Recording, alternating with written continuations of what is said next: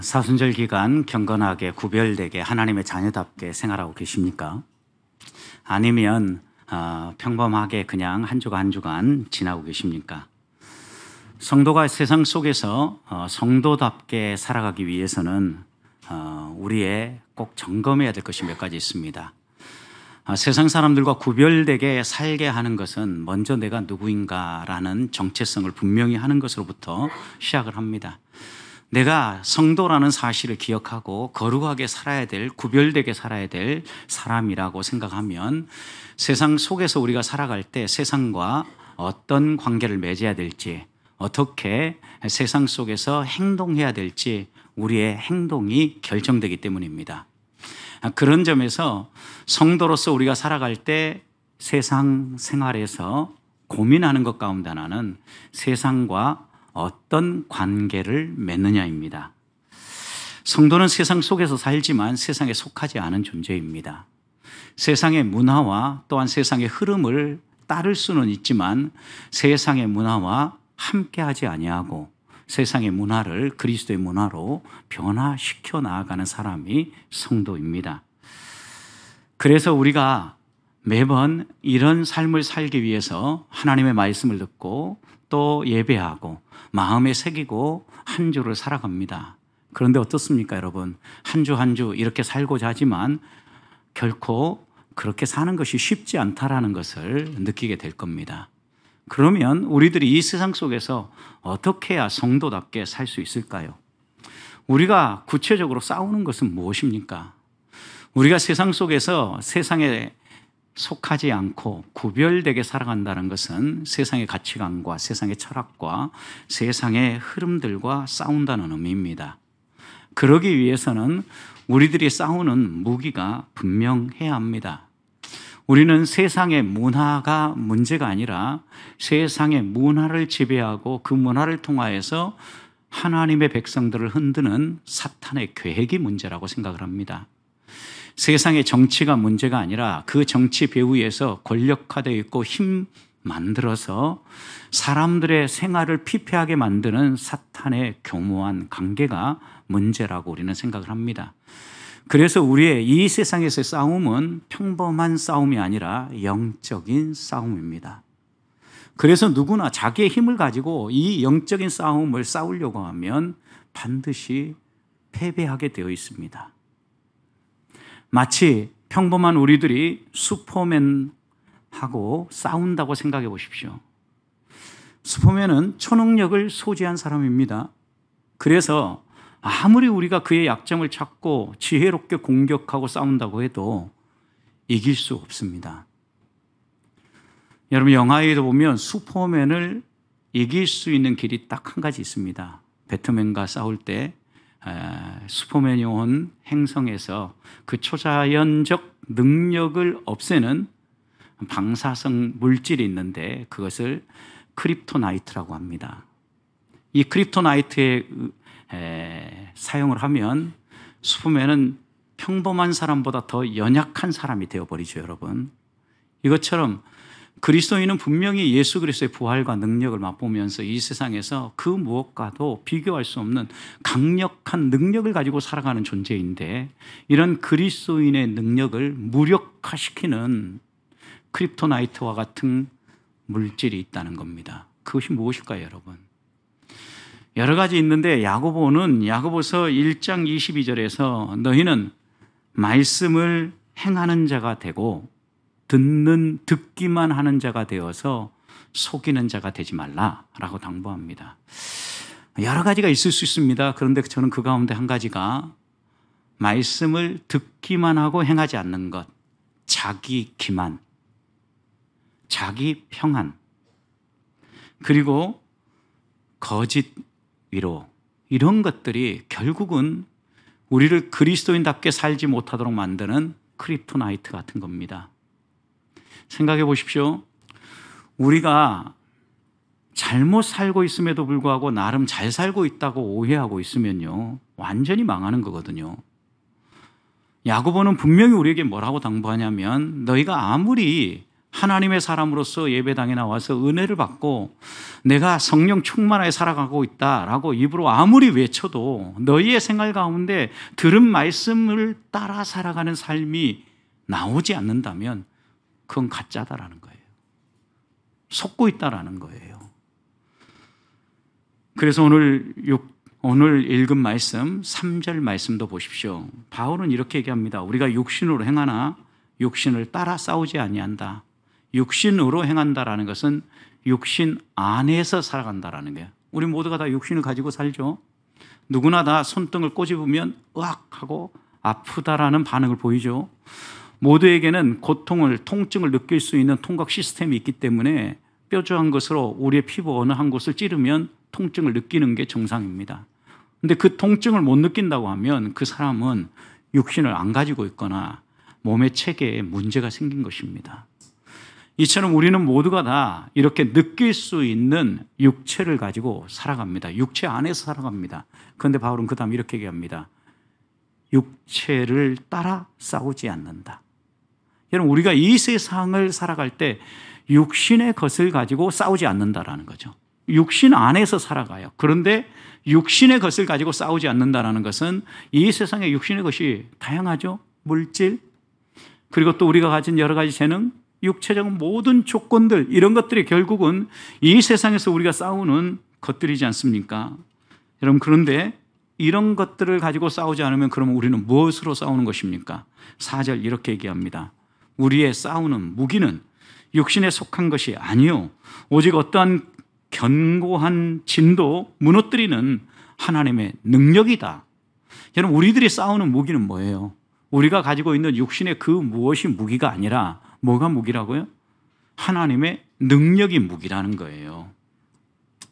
여기서 싸운다라는 이 표현은요, 군인이 전쟁터에 싸우기 위하여, 전쟁터로 싸움을 위하여 출정하는 것을 의미하는 거예요. 싸운다라는 것은 출정한다라는 거예요.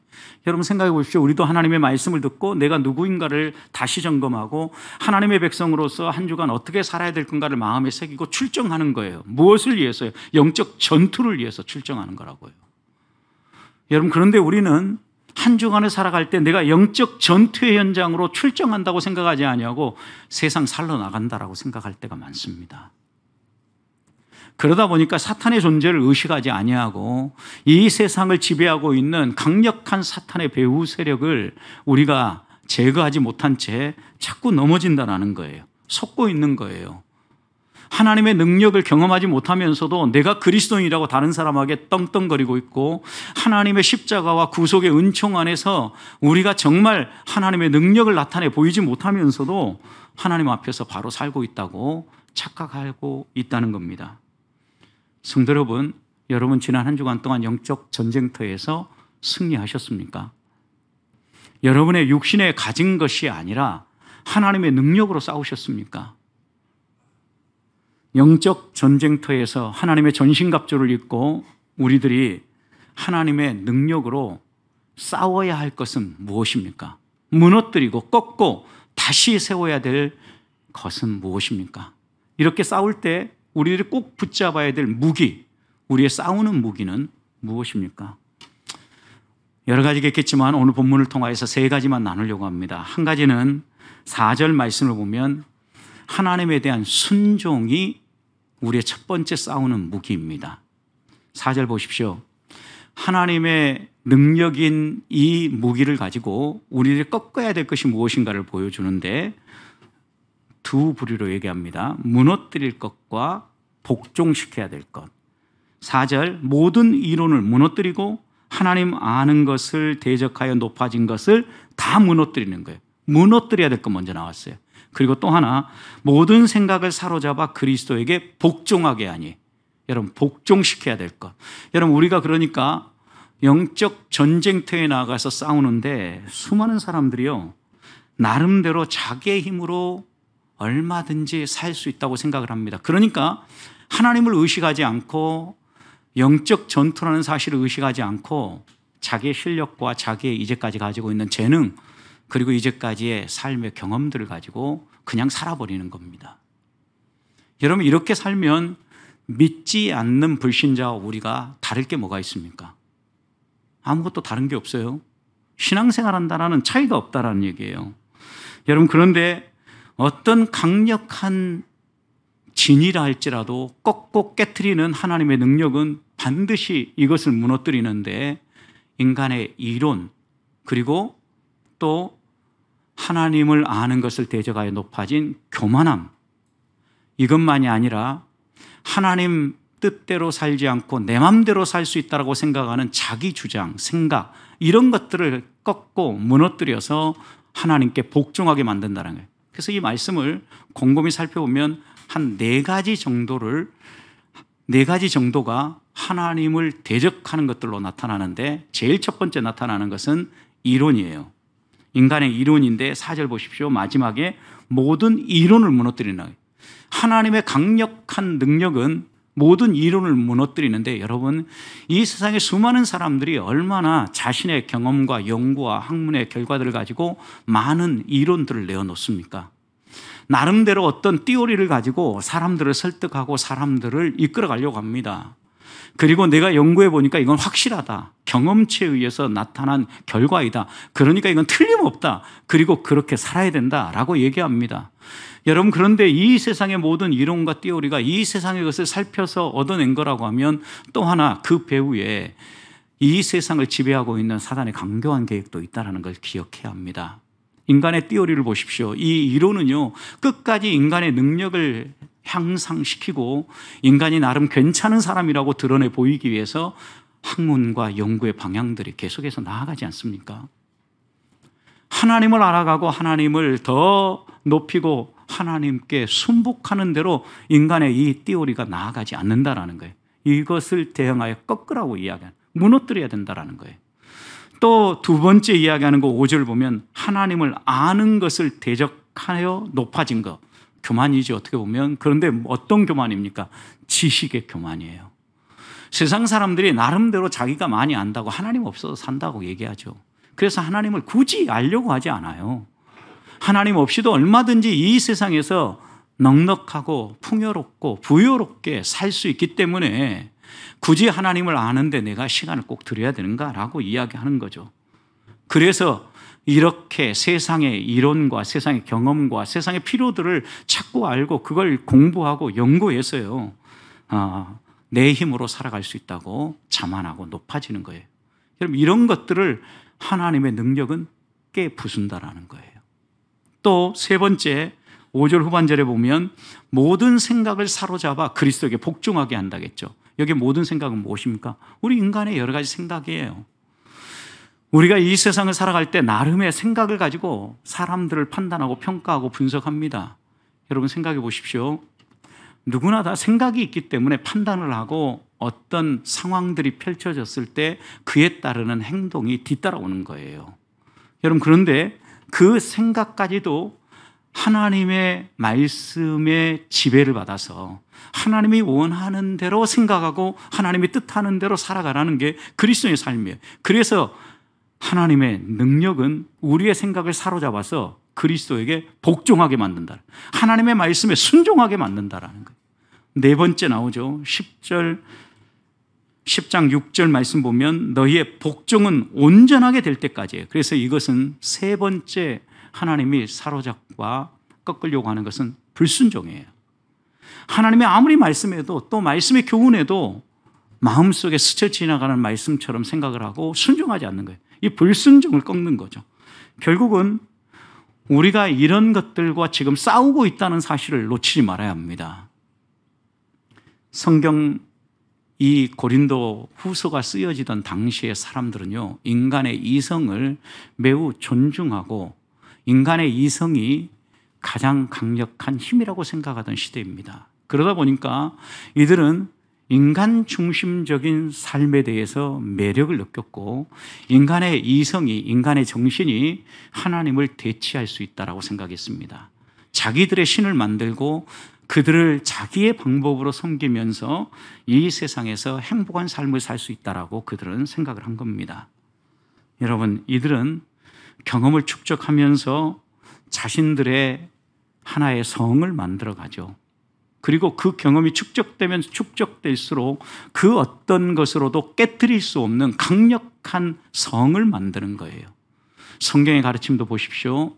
분명히 하나님이 처음 인류를 창조하실 때 하나님을 의존하고 하나님의 말씀을 가슴에 새기고 살도록 지으셨는데도 불구하고 아담은요, 하나님을 대적하지요.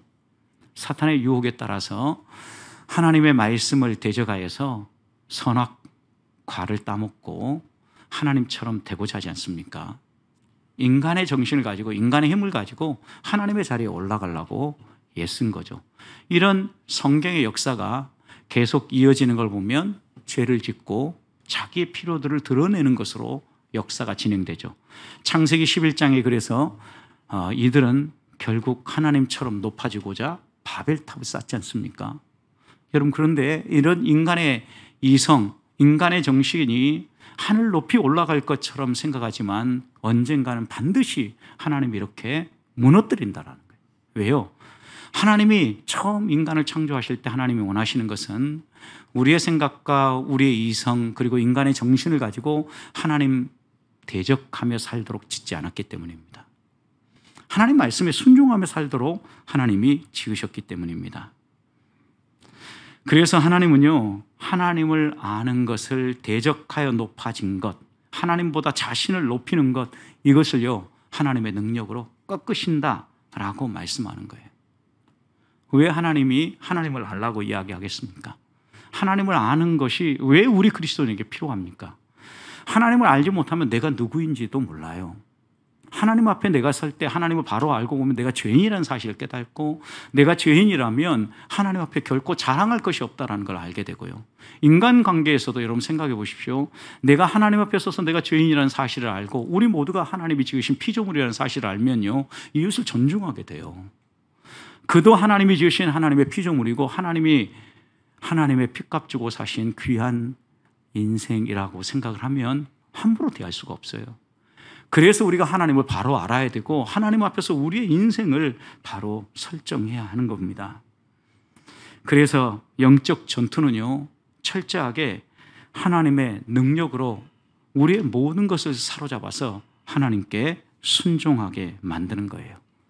그래서 우리가 이 세상에 싸울 것은요, 우리는 정말 하나님께 순종하고 있는가 아니면 불순종하고 있는가를 돌아봐야 합니다. 결국 우리의 싸우는 무기는 순종이 돼야 된다고요. 하나님의 말씀에 따라서 순종해야만 우리의 삶에 하나님을 닮은 모습도 드러나고 예수 그리스도의 향기가 묻어나는데, 우리는 하나님의 말씀에 대한 순종을 최고의 가치나 우리의 이 영적 전투의 무기로 삼지 않고요, 우리의 생각과 우리가 받은 은혜, 우리의 생각, 우리의 이해를 가지고 영적 전투 현장에 나가려고 한다는 겁니다. 백전백패입니다, 여러분. 하나님 앞에서 내 생각을 내려놓고 하나님의 말씀을 붙잡고 순종을 통하여서 하나님의 능력으로 이 세상을 대적하고 싸워야 합니다. 바른 신앙 고백을 한 베드로에게 우리 주님은 교회의 열쇠를 주시면서 마태복음 16장 18절 이렇게 말씀하셨습니다. 내가 내게 이르노니 너는 베드로라. 내가 이 반석 위에 내 교회를 세우리니 음부의 권세가 너를 이기지 못하리라. 여러분, 음부의 권세가 이기지 못하는 힘이 어디에서부터 흘러나옵니까? 예수 그리스도에 대한 바른 이해, 바른 신앙 고백, 예수 그리스도에 대한 순종이죠, 어떻게 보면. 왜요? 주는 살아계신 하나님의 아들이요 나의 구원자라는 이 고백이잖아요. 결국 주권, 예수 그리스도가 나의 주되심을 인정하고 하나님의 말씀에 순종하며 살아가는 삶, 이것이 음부의 권세를 이길 수 있는 열쇠라고요. 그렇다면 다른 것을 가지고 한 주간을 살아갈 때 싸우지 마십시다. 세상의 경험, 실력, 나이, 이런 것들은 다 쓸모없는 것들입니다. 여러분, 육체의 것을 가지고 싸우는 것입니다. 이런 것들을 내려놓고 육체 안에서 살아가지만 육신의 것으로 싸우는 사람이 아니라 하나님의 능력으로 우리의 순종을 살려내어서 영적 전투 현장에서 승리하는 주의 자녀들이 되시기를 주님의 이름으로 축복합니다. 두 번째, 우리가 싸워야 될 무기는 겉모습을 중시하는 이 세상 속에서 속 사람을 중시하는 삶으로 싸워야 합니다. 오늘 7절 말씀을 보십시오. 바울은 대적자들에게 이렇게 얘기합니다. 너희는 외모만 중시한다라는 거예요. 여러분, 이렇게 바울이 이야기하는 것은 바울을 평가할 때 외모를 가지고 바울에 대해서 평가를 하고 바울을 판단했기 때문입니다. 우리가 흔히 저지를 수 있는 실수 가운데 하나는 외모, 겉으로 드러난 것만을 가지고 그 사람의 내면까지를 평가하는 실수입니다. 지금 바울의 대적자들이 그런 실수를 하고 있는 겁니다. 바울이 왜 내가 육신 안에 살고 있지만 육신으로 싸우지 않는다라고 이야기하겠습니까? 육신 안에 살고 있어서 겉으로 보기에는 다 똑같아 보일지는 모르지만 그 중심의 싸움의 원리라든가 삶의 원리라든가 인생의 가치관은 다르다는 것을 바울은 분명하게 선포하고 선언하고 있는 겁니다. 10절 말씀 보십시오. 겉으로만 보고 바울을 판단한 사람들이 어떻게 바울을 비난합니까? 그들의 말이, 그의 편지들은 무게가 있고 힘이 있으나 그가 몸으로 대할 때는 약하고 그 말도 시원하지 않다라는 거예요. 여러분, 바울의 외모를 가지고 두 가지 외모를 가지고 바울의 내면까지 평가한 건데요. 먼저는 육체적으로 약하게 보인다라는 거예요. 여러분, 육체적으로 약하게 보이는 것은 바울이 실제적으로 여러 가지 연약함이 있었습니다. 고린도후서 12장에 보면은 그가 얼마나 불편한 질병이었는지 3번씩이나 간절히 기도했음에도 불구하고 해결되지 않죠. 그때 바울의 고백이 무엇입니까? 내 은혜가 내게 족한 줄 알고 이 가시를 기쁨으로 받아들입니다. 함께 동고동락하기로 받아들이는 거죠. 여러분, 여기서도 우리들이 깨달아야 되는데요. 우리는 하나님 앞에 간절히 기도해요. 3번, 4번 반복해서 기도하는데 그래도 하나님 응답하지 않으시면 어때요? 하나님의 뜻이 무엇인가를 살펴보고 바울처럼 내 은혜가 내게 족하다고 고백할 수 있어야 되는데요. 하나님이 내 기도 들어주지 않았다고 원망합니다. 불평합니다. 교회 안 나가야 되겠다고 이야기합니다. 어리석은 행동입니다, 여러분. 여러분, 생각해 보십시오. 여러분의 손주나 자녀들이 어린데 날이 서 있는 칼을 그냥 주겠습니까? 그런 바보스러운 부모는 절대 없습니다, 여러분. 하나님이 우리 아버지셔요. 좋은 것 주시기 원한다고요. 왜 안 주시겠습니까? 그게 안 필요하고 그게 우리들에게 독이 될 수 있기 때문에 안 주시는 거예요. 감사해야 돼요. 바울도 그러니까 그 일을 통하여서 고린도후서 12장 7절에서 이렇게 고백을 합니다. 하나님이 내가 이렇게 간절히 기도해도 내 수건만 대도 사람들, 병든 사람들이 다 치유됐는데 고쳐지지 않는 걸 보면서 내가 깨달았다라는 거예요. 무엇을 깨달았습니까? 여러 계시를 받은 것이 지극히 크므로 너무 자만하지 않게 하려고 내 육체의 가시 곧 사단의 사자를 주셨으니 이는 나를 쳐서 너무 자만하지 않게 하려 함이라. 바울은 분명히 깨달았어요. 반복해서 기도해도 응답하지 않으면 하나님이 이것을 통하여서 나의 연약함을 인정하고 교만하거나 자만하지 않도록 하기 위해서, 자고하지 않도록 하기 위해서 하나님께서 이 가시를 거두어가지 않고 여전히 남겨둔. 여러분, 아직도 우리에게 아픈 손가락처럼 깨물어지는 곳이 있습니까? 왜 남겨두시겠습니까? 간절히 기도하는데도 왜 응답이 되지 않습니까? 그것을 통하여서 하나님의 능력을 우리는 맛볼 수 있고 하나님 그것을 통하여서 우리가 하나님을 의지하는 삶을 살기 원하기 때문이에요. 그래서 바울은 약한 그때의 내가 곧 강함이라. 우리 주님도 십자가에서 하나님의 능력을 나타내 보이셨다. 이렇게 증언하잖아요, 여러분. 가장 약한 그곳이 힘이 없어서 십자가에 매달린 게 아닙니다. 우리를 향한 사랑을 보여주고 하나님의 능력이 무엇인가, 부활의 능력을 우리에게 깨우쳐 주시기 위해서 십자가에 매달리셨다는 거죠. 우리 그리스도인이 연약함을 가지고 이 세상을 사랑하는 것도 다른 데 있지 않아요. 우리의 이 연약함에 내 힘과 내 능력, 내 육체의 무엇으로 우리의 힘을 드러내는 것이 아니라 하나님의 능력을 드러내기 위해서예요. 그런데 얼마나 많은 사람들이 겉에 보이는 것만 가지고 평가합니까? 바울의 대적자들이 지금 그렇게 바울을 평가하고 있는 겁니다. 볼품없는 존재라고요. 여러분, 그런데 겉으로 드러나는 육체만이 아니라 그들이 또 비난했던 것은, 야, 그가 편지를 쓸 때에는 그 편지에 힘도 있고 뭔가가 있었는데 만나서 그의 말을 들어보니까 말은 시원치도 않고 비실비실해 보이더라는 거예요. 이건 역시 외모로 판단한 거죠, 여러분. 바울이 편지를 쓸 때 고린도 교회에 이렇게 강한 어조로 힘있게 강력하게 편지를 쓴 이유가 뭡니까, 여러분? 그들이 지금 온갖 죄에 노출되어 있거든요. 여러분, 세상 사람도 그렇게 살면 안 되는 악한 죄에 노출되어 있어요. 계모와 성관계를 맺습니다. 여러분 상상을 할 수 있는 일입니까? 오늘날이나 옛날이나 폐륜이죠, 여러분. 근데 이런 사람이 교회에서 얼굴을 빳빳이 들고 내가 그리스도인이라고 이렇게 다닌다는 거예요. 이런 교회에 어떻게 온유한 말로 관용을 베풀면서 부드럽게 편지를 쓰겠냐고요. 강력하게 편지를 쓰는 거죠, 여러분. 그런데 그 의미를 깨닫지 못하는 이 대적자들은요, 편지는 힘이 있고 뭔가 강력했었는데 만나서 이야기를 들어보니까 시원치도 않고 말이 좀 힘도 없더라는 거예요. 이런 그들을 향하여서 바울이 11절에서 뭐라고 얘기합니까? 이런 사람은 우리가 떠나 있을 때의 편지들로 말하는 것과 하나가 나오죠. 떠나서 편지로 말하는 것. 또 하나, 함께 있을 때 행한 일이, 그 다음 어떻다고요? 같은 것임을 알아라 라고 얘기하는 거예요. 그 얘기는 뭐냐면 바울의 중심은 바뀌지 않고 그 중심은 동일하다는 거예요.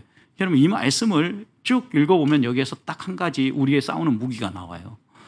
아무리 이 세상의 외모를 중시하고 겉으로 드러난 것으로 판단한다 할지라도 그리스도인은 그렇게 싸우면 안 된다라고요. 성도들이 말 한마디 가지고 상처를 입었다 하고 치고받고 싸웁니다. 그리고 교회를 떠납니다. 어리석은 행동입니다, 여러분. 외모를 중시하는 사회 속에서 우리가 중심으로 봐야 될 건 무엇입니까? 그 사람의 속 중심이에요.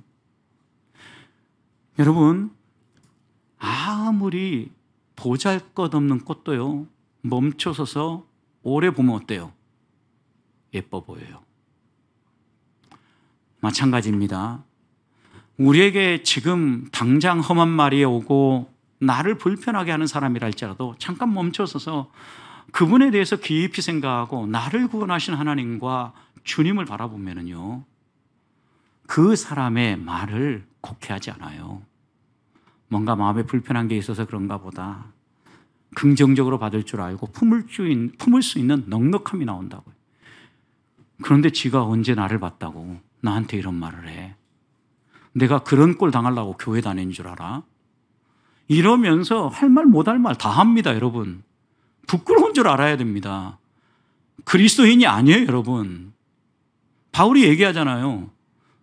야고보 사도가 이야기하고 말씀대로 살지 않는 삶, 육신의 생각을 따라 살아가는 삶, 그리스도인의 삶이 아니라고, 여러분. 구원받아서 천국에 갈지는 몰라요. 불 가운데 받은 구원이 될 수 있다는 사실을 기억한다면 우리들은 멈춰서야 돼요.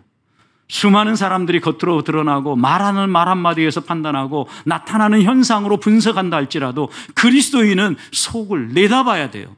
중심을 봐야 된다고요. 하나님의 형상을 발견하고 하나님의 뜻을 발견하면 겸손해질 수밖에 없어요. 그렇게 이 세상에서 살라는 거예요. 영적 전투 현장에서 하나님의 능력으로 그렇게 싸우라는 거예요. 사순절 기간 외모를 중시하는 사회 속에서 속 사람을 중시하고 내면을 아름답게 가꿈으로 하나님의 자녀답게 사시기를, 영적 전투에서 승리하시기를 축복합니다. 세 번째 우리가 싸워야 될 무기가 또 하나 나옵니다. 8절을 보십시오. 주께서 주신 권세는 너희를 무너뜨리려고 하는 것이 아니고 세우려고 하신 것이다 라고 얘기합니다. 세상은요, 무한 경쟁사예요. 그래서 어떻게 해서든지 상대방을 꺾고 올라서야 너가 인정받을 수 있다라고 얘기를 합니다. 성공해야 된다라고 가르칩니다.